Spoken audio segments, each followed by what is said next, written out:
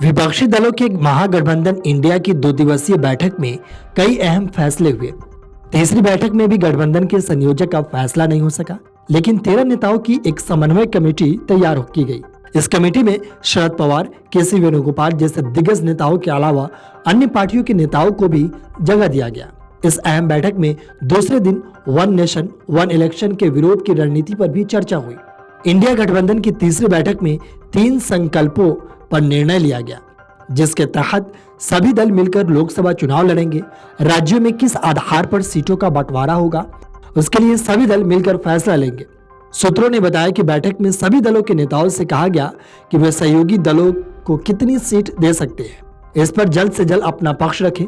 आने वाले दिनों में गठबंधन कई राज्यों में महारैली आयोजित करेगा। इसके अलावा जुड़ेगा भारत, जीतेगा इंडिया का मीडिया कैंपेन कई भाषाओं में चलेगा।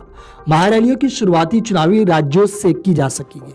सूत्रों ने बताया कि विपक्षी गठबंधन की तीसरी बैठक में तय हुआ कि सीट आवंटन का फॉर्मूला राज्य स्तरीय या स्थानीय गठबंधन द्वारा किया जाएगा। इसके साथ ही जिन सीटों पर गणित मेल नहीं खा रहा है, उन सीटों पर समन्वय समिति फैसला करेगी। वहीं सितंबर के दूसरे सप्ताह से देश भर में विभिन्न स्थानों पर प्रमुख कार्यक्रम शुरू हो जाएंगे।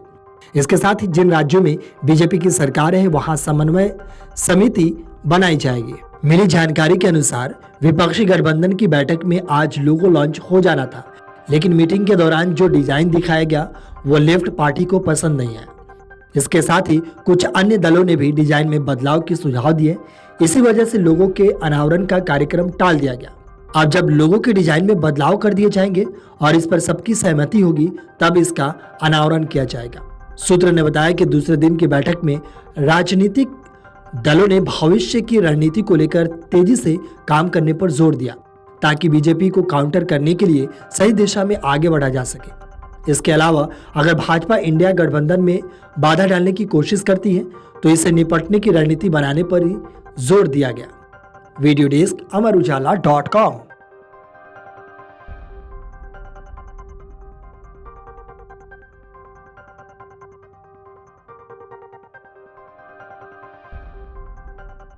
अमर उजाला अब आपके टीवी पर भी।